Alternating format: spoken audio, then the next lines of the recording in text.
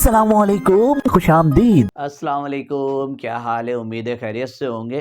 Previous video कुछ boys law की चली, चार्ल्स लॉ की चली, एक और लॉ रह गया है हमारे पास, एवोगाड्रोस लॉ। अच्छा, आदत है एवोगाड्रो, लेकिन इसका नाम एवोगाड्रोस के होता है एवीओ।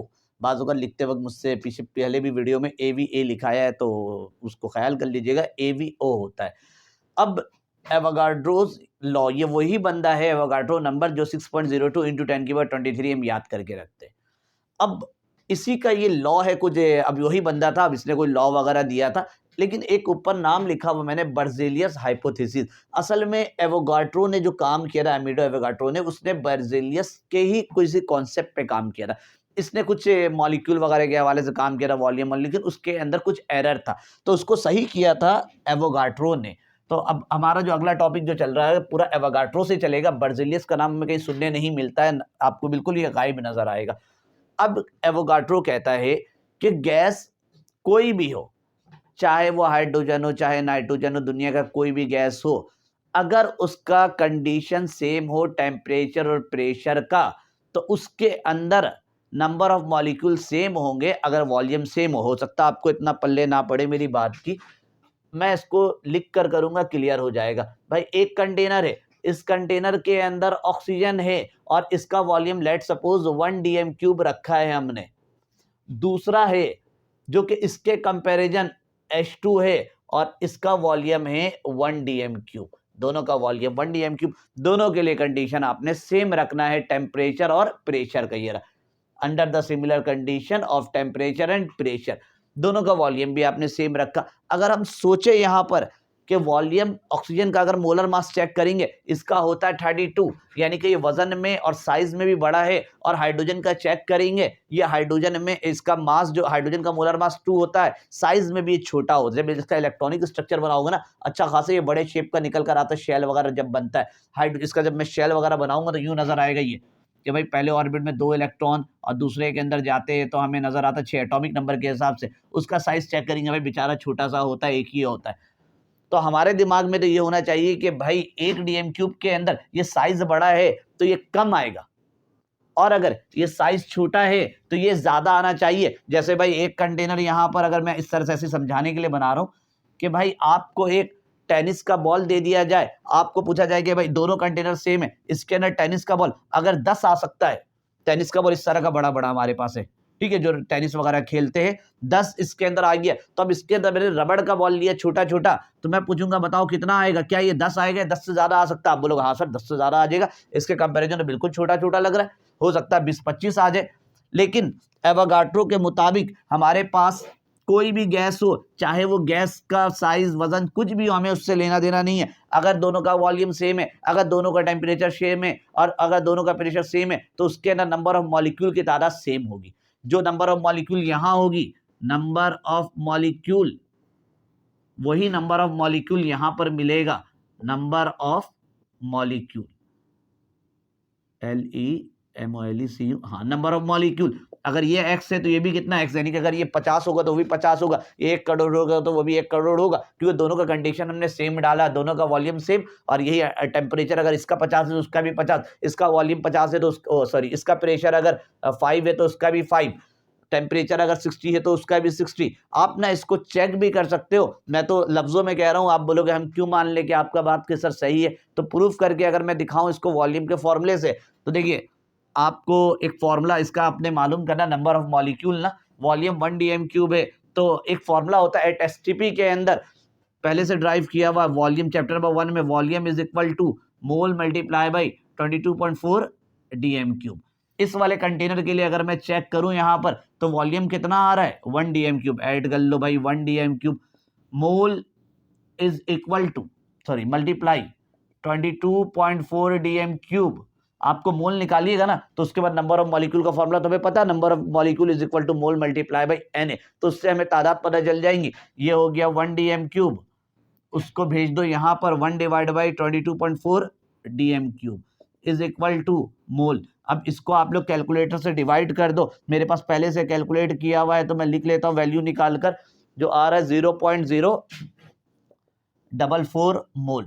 अब आपको ये वैल्यू निकल आ गई, अब आपको नंबर ऑफ मॉलिक्यूल निकालना है, तो नंबर ऑफ मॉलिक्यूल का formula, number of molecule is equal to mole multiply by Na, number of molecule is equal to, mole ऊपर निकल कर आया 0.044 मल्टीप्लाई बाई 6.02 इंटू 10 की पावर 23, मल्टीप्लाई कर दो इन दोनों को, नंबर ऑफ मॉलिक्यूल आप लोग कैलकुलेटर से कर लो, मेरे पास पहले से लिखा हुआ है, तो इसका आंसर आएगा 2.687 इंटू 10 की पावर 22।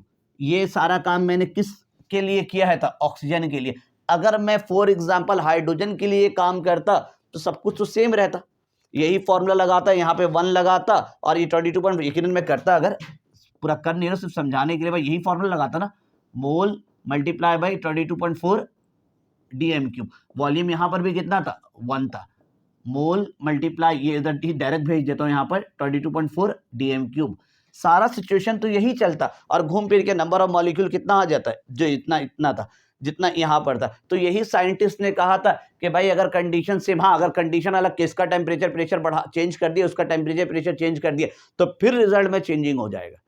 अदरवाइज अगर नंबर ऑफ मॉलिक्यूल अगर कंडीशन दोनों का सेम है और दोनों के अंदर वॉल्यूम सेम है, वॉल्यूम सेम होना चाहिए, प्रेशर भी सेम होना चाहिए, टेम्परेचर भी सेम होना चाहिए, तो आपको number of molecule automatic same होता हुआ दिखेगा। तो यही था, under the similar condition of temperature and pressure equal volume of all gases, जितने भी गैस है, मैंने तो ऑक्सीजन और नाइट्रोजन जितना बड़ा गैस लिया हो सकता है CO2 लिया हो, इससे भी ज्यादा होता है SO2 लिया हो, इसका मोलर मास जो होता है वो होता है SO2 का 64 होता है, इसका मोलर मास निकालते 32 होता है, इसका 44 होता है, इसका 2 ग्राम होता है। तो भाई वजन से कोई लेना देना नहीं है, भले कितना बड़ा भी गैस हो, इक्वल नंबर ऑफ मॉलिक्यूल हर हाल में आपको सेम मिलेगा। अब इसको और थोड़ा समझने के लिए कि अगर वॉल्यूम बढ़ जाए तो क्या इसके अंदर चेंजिंग हो सकता है, तो इसको लिखिए, फिर मैं इसके अंदर कुछ चीजें आपको और बताता हूं इस स्टेटमेंट से रिलेट, फिर मैं आपको इस स्टेटमेंट में मिलेगा कि ये क्या चीज है। अब इसी स्टेटमेंट को कि अगर 1 dm³ हमारे पास 1 dm³ ऑफ H2 हो तो इसके अंदर नंबर ऑफ मॉलिक्यूल कितने हो, पीछे चेक किया था, वैल्यू लिखने की जरूरत है, मैं सिर्फ ये लिख देता हूं कि x नंबर ऑफ मॉलिक्यूल, या तो सिर्फ x मॉलिक्यूल लिख देता हूं। अगर मैंने 1 dm³ ले लिया 1 dm³ ऑफ N2, तो इसके अंदर कितने होंगे, तो भाई जो ऊपर है वही नीचे होगा, यानी जो x की वैल्यू यहाँ आने वाली है वही यहाँ आएगी, कोई चेंजिंग थोड़ी होगा इसके अंदर भी होगा x मॉलिक्यूल। अगर मैंने इसको कर दिया, नहीं अभी चेंज नहीं करना, अभी सिर्फ यही रखना, 1 dm³ ऑफ N2 के बजाय एक ने ले लिया CO2, तो इसके अंदर कितने होंगे, तो हमें गैस से कोई लेना देना नहीं, गैस कोई भी हो, सबका अगर कंडीशन सेम है और वॉल्यूम सेम है तो नंबर ऑफ मॉलिक्यूल सेम होता हुआ जाएगा, ये हो जाएगा ये भी x मॉलिक्यूल।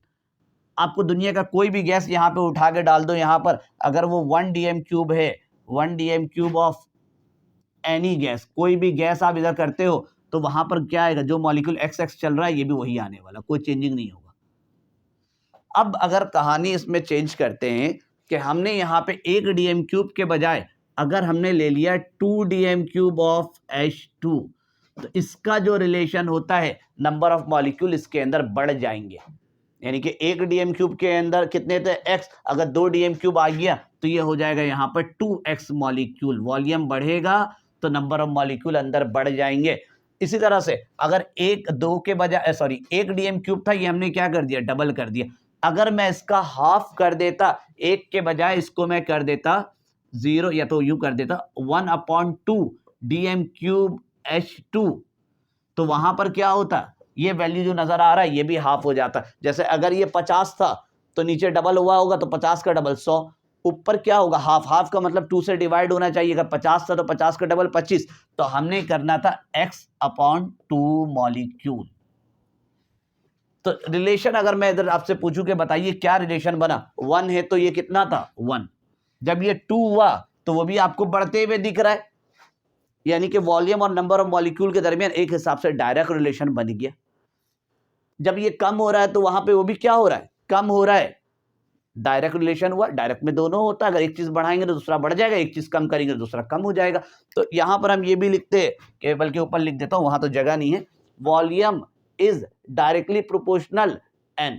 अब बोलोगे सर एन का जो सिंबल होता है ये तो मोल। अच्छा एक और चीज ख्याल रखना है, इस पूरे में आपने टेम्परेचर और प्रेशर को कांस्टेंट रखना। ये है the volume of gas is directly proportional to the number of mole. अभी मोल वाला मैं बात बताता हूं, लेकिन in the pressure and temperature are keep constant. पीछे हमने बॉयल्स लॉ में टेम्परेचर कांस्टेंट रखा था, चार्ल्स लॉ में प्रेशर कांस्टेंट रखा था। इसके अंदर आपने दोनों चीज कांस्टेंट रखना है, ये constant T and P, temperature and pressure दोनों को कांस्टेंट रखना है। अच्छा ये तो हो गया। अब ये नंबर ऑफ मॉलिक्यूल के सर ये नंबर ऑफ मॉलिक्यूल कहाँ से आएगी, इसको जरा अगर कुछ लिखना है तो लिख लीजिए। ये सारा कहानी आपको पता चल गया होगा यहाँ पर कि डायरेक्ट रिलेशन कैसे आ रहा है। देखिए ये जो मोल और नंबर ऑफ मॉलिक्यूल ये लोग भी ना आपस में डायरेक्ट रिलेशन ही एक हिसाब से। अगर मैं यूँ लिखूँ यहाँ पे number of molecule is equal to mole multiply by Na, अगर मैं पूछूं इन दोनों के दरमियान कौन सा रिलेशन है तो डायरेक्ट रिलेशन है। अगर नंबर ऑफ मॉलिक्यूल बढ़ेगा तो मोल भी बढ़ेगा, या मोल बढ़ेगा तो नंबर ऑफ मॉलिक्यूल बढ़ेगा। तो यहाँ पर n को आप कुछ भी मान लो माइंड में, या तो नंबर ऑफ मोल मान लो या नंबर ऑफ मॉलिक्यूल भी कुछ जगह माना जाता है। फिलहाल स्टेटमेंट के मुताबिक यहाँ पे नंबर ऑफ मोल लेकर चल रहा है, तो यही नंबर ऑफ मॉलिक्यूल जो आपने स्टार्टअप में लिखा था इसको n लिखकर मोल में कन्वर्ट कर दिया डायरेक्ट रिलेशन के हिसाब से।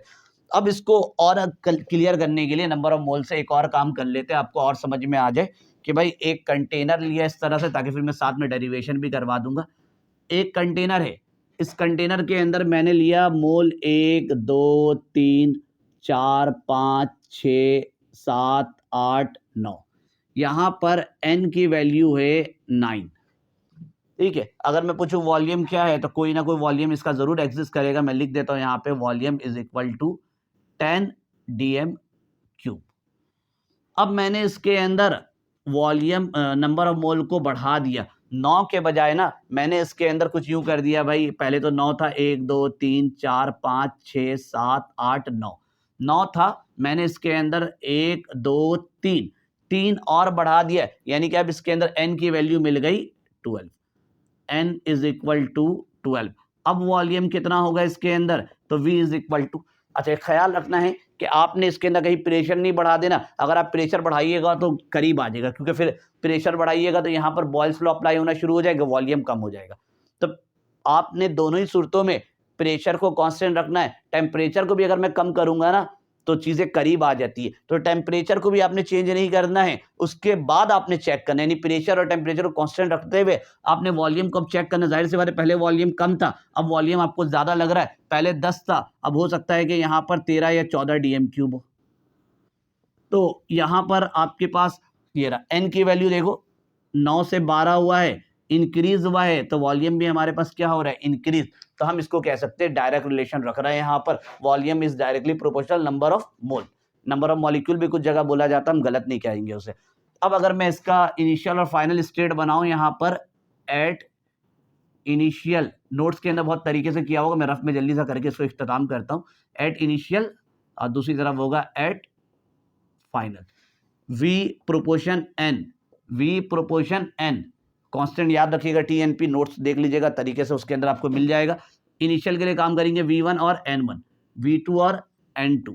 V1 जब प्रोपोर्शन हटाओगे is equal to K N1, V2 proportion हटाओगे यहाँ पर K के साथ N2, V1 N1 is equal to K, V2 divide by N2 is equal to K और K1 K2 करेंगे नहीं, कांस्टेंट है ये।